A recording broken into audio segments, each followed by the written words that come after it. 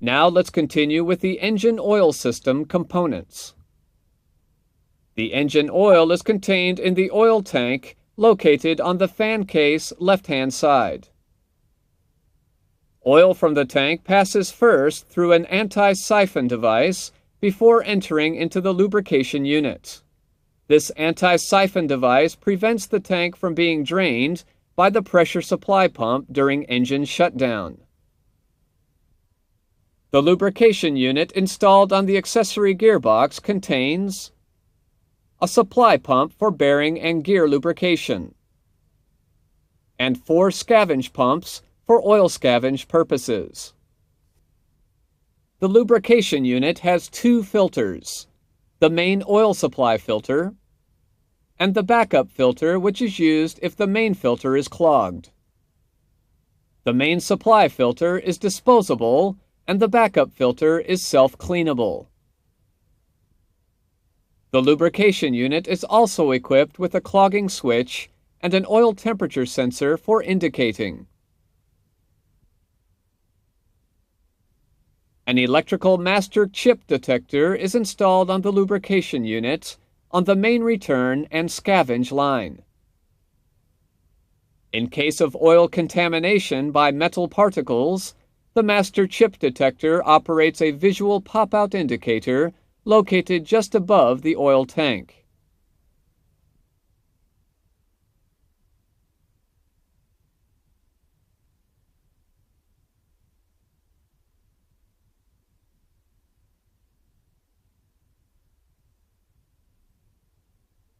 The indicator is red when popped out.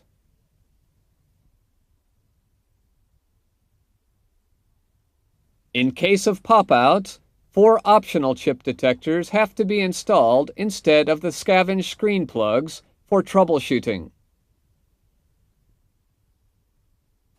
To maintain engine oil temperature within limits, the scavenge oil is cooled through the main oil-fuel heat exchanger and servo fuel heater.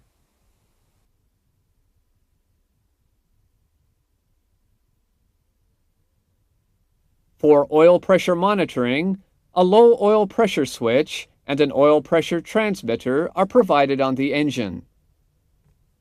They are both located on the left-hand side of the fan case at approximately the 9:30 o'clock position. Here is the low oil pressure switch.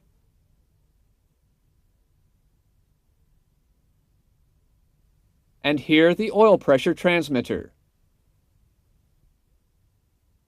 The oil tank, which is in one piece, made of light alloy aluminum casting, has a total capacity of 24 U.S. quarts or 22.7 liters. An oil quantity transmitter is installed on it for oil quantity measurement.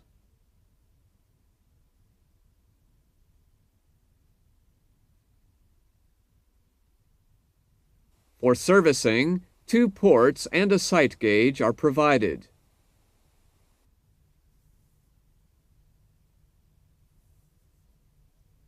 There is also a filler cap for gravity filling with a scupper drain.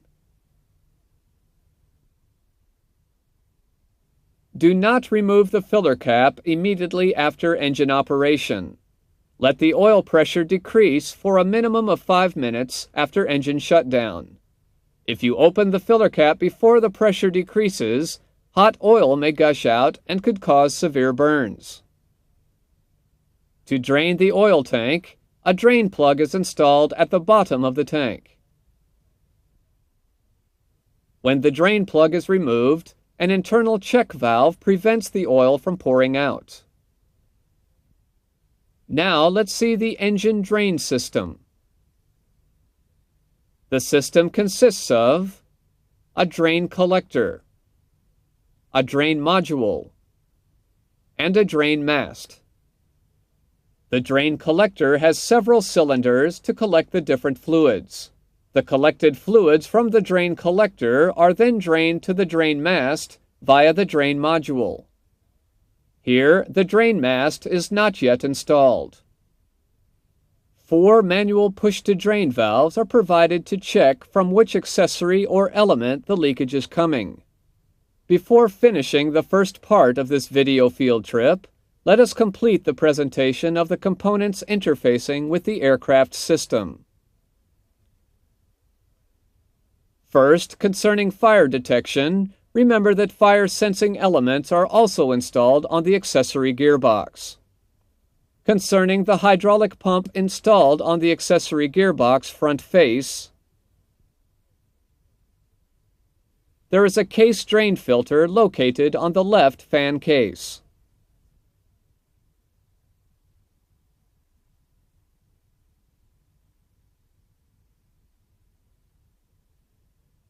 This case drain filter has a visual pop-out indicator.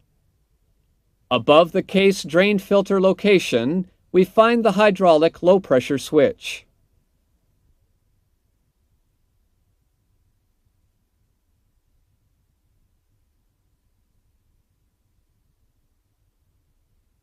Finally, the IDG integrated drive generator.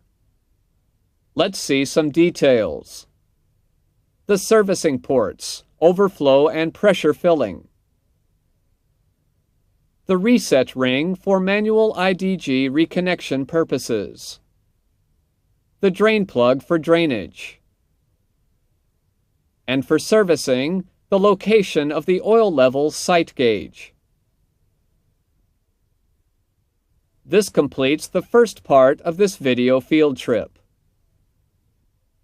We continue this video field trip with the presentation of the engine and the nacelle components installed on the wing.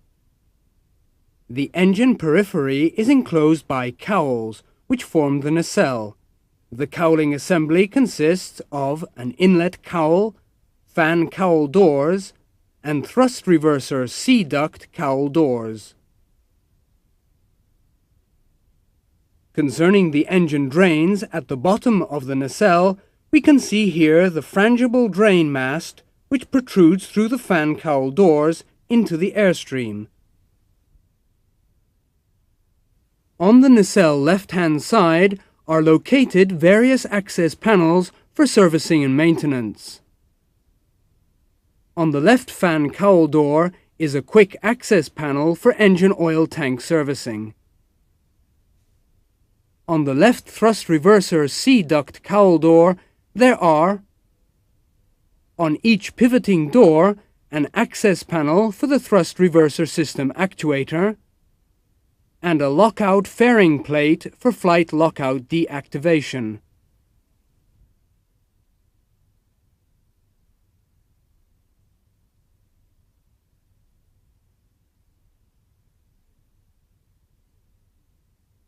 Between the two pivoting doors is the deploy switch access door.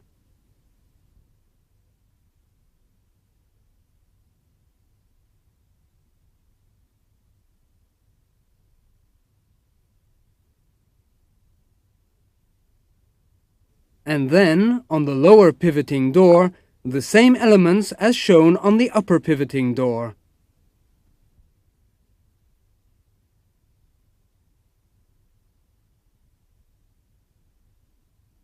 Now, let's continue with the engine air intake. On the inlet cowl, there are two identical inlet scoops for the fan compartment ventilation, one at the top and one at the bottom. They are used to ventilate the fan compartment accessories and components. The air intaken is then discharged overboard after ventilation, through an air outlet grid located at the bottom of the right fan cowl door. On the fan cowl door, notice the position of the aerodynamic strake. Other access panels are installed on the nacelle right-hand side for the reverser system and on the right fan cowl door for the start valve handle manual override. This panel is also used as a pressure relief door in case of starter duct burst. Another thing that we can see here is one of the hoisting points of the fan cowl door. When looking at the rear part of the pylon, we can locate the pylon drains. These drains are provided to evacuate and vent overboard air and any residual fluid. To have a better access to the engine, the cowl doors must be opened. The fan cowl doors have been opened, and here the thrust reverser C ducts are being opened using a hand pump. When opened, we can easily see the hooks of 4 tension latches installed along the lower edge of the C duct. These latches maintain the cowls in the closed position, and they are accessible without opening any access panel. Finally, all the cowls are open, showing the silhouette of the engine. Now we can have a look at the engine core to see some details. Fitted on the engine rear part and in continuation of the nacelle, we find the primary nozzle and the center body, which ensure the hot exhaust.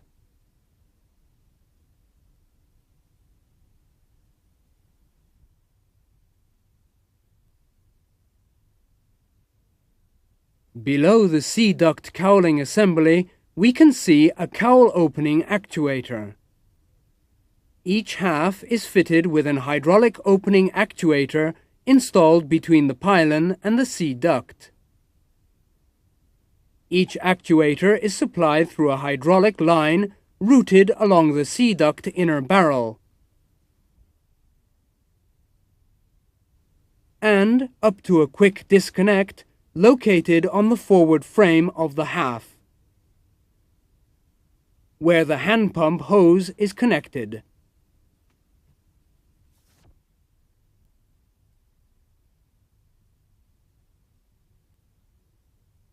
During thrust reverser cowl door opening, make sure that the C duct doesn't hit the slat surface when extended. Please read the warning instructions and observe the maintenance manual procedures before opening the thrust reverser cowls. The thrust reverser cowl is then maintained open by means of a hold-open rod.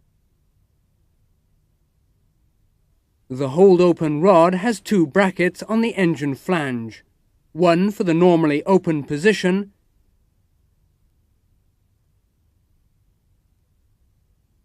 and the upper for the fully open position.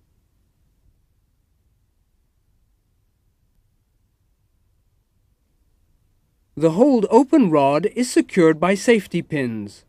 Note that when the cowl is closed, the hold-open rod is stored on the engine flange brackets. Concerning the fan cowl doors, each door is attached to the pylon by 3 hinges.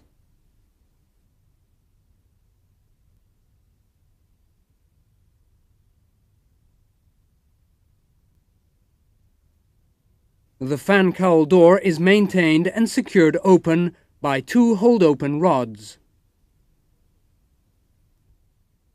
3 tension hook latches located on the left-hand fan cowl door ensure the latching of the door assembly. Concerning the pylon interfaces with the left-hand cowl door open, we can gain access to the fluid disconnect panel installed on the pylon. In the engine core compartment, we can see the pylon attachment supports where the engine is attached at the forward mount,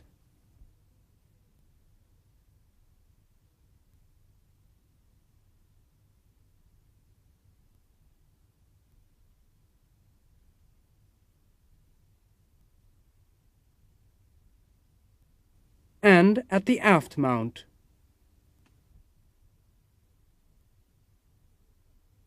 Each thrust reverser cowl door is attached to the pylon by 3 hinges.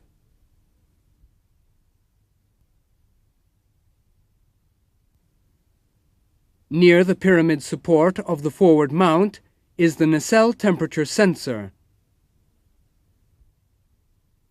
Only its connector is visible from the left-hand side. On the pyramid support of the forward mount are installed the fire detectors corresponding to the pylon fire detection zone.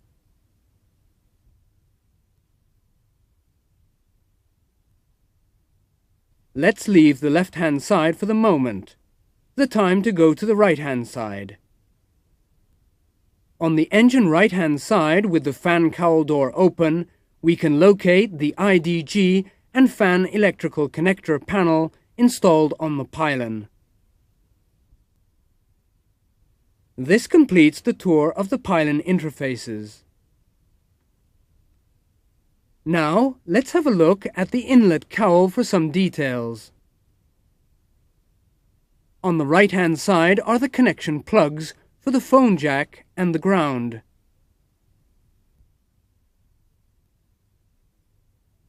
Here is also located an air inlet scoop for the aerodynamic cooling of the ECU.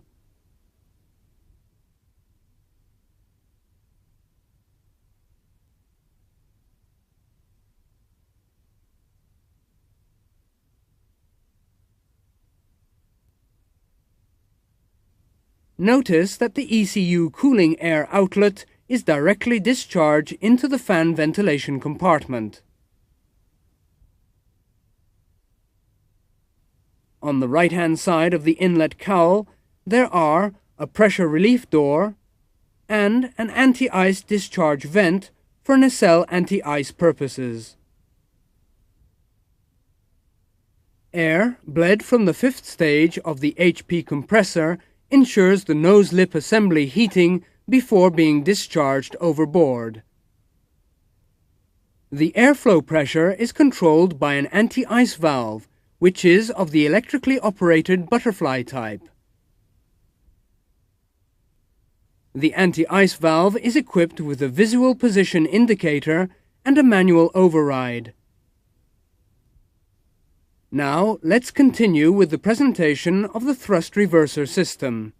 Each C-duct is designed to contain two pivoting doors and their actuation system.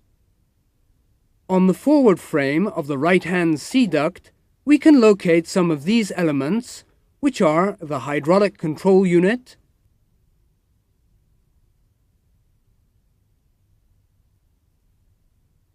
and, for each pivoting door, a hydraulic actuator and latch. We will see each of them in detail later on. On the engine left-hand side, with the fan cowl door open, we can gain access to the thrust reverser electrical junction box installed on the C-duct forward frame upper part. The hydraulic control unit, which is the main component of the thrust reverser system, has two solenoid valves, a pressure switch, and a hydraulic filter with a pop-out indicator, which is not visible here. It is also fitted with a deactivation lever to deactivate the thrust reverser system as a safety procedure for maintenance purposes, or in order to dispatch the aircraft with an inoperative thrust reverser. Each pivoting door has a hydraulic latch and a hydraulic actuator. On each pivoting door, a stow switch monitors the door stow position. Only the connector is visible from the forward frame. Installed between two pivoting doors, a dual deploy switch monitors the door deploy position. Only its connector is visible. For maintenance purposes, a pivoting door can be manually opened, but observe carefully the maintenance manual procedures. Safety precautions have to be taken. The thrust reverser system must be deactivated using the hydraulic control unit deactivation lever. To manually operate a pivoting door, each hydraulic latch and actuator is fitted with a manual unlocking device. To manually unlock the latch, an open-ended spanner is inserted into the oblong hole. Using the tool, Turn the manual unlocking axis of the mechanism to release the hook. To manually unlock the actuator, which includes an internal claw device, use an open-ended spanner. And turn the manual unlocking square to release the actuator. A white arrow indicates the unlock position. On the forward frame of the C-duct right-hand side, 4 lockout bolts are stored for flight lockout purposes. For the lockout and deactivation procedure, 1 lockout bolt per pivoting door should be installed. Please observe the maintenance manual procedures because the thrust reverser system should be also deactivated through the hydraulic control unit. The lockout bolts are used to fix the pivoting doors to the structure and are installed with their red lock plates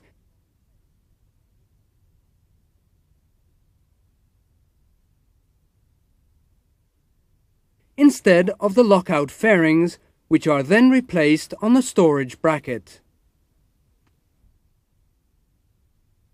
To finish this sequence, have a look inside the C-duct.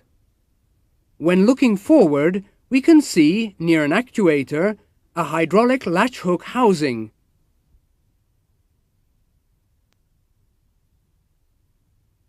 And the inner panels of the pivoting doors.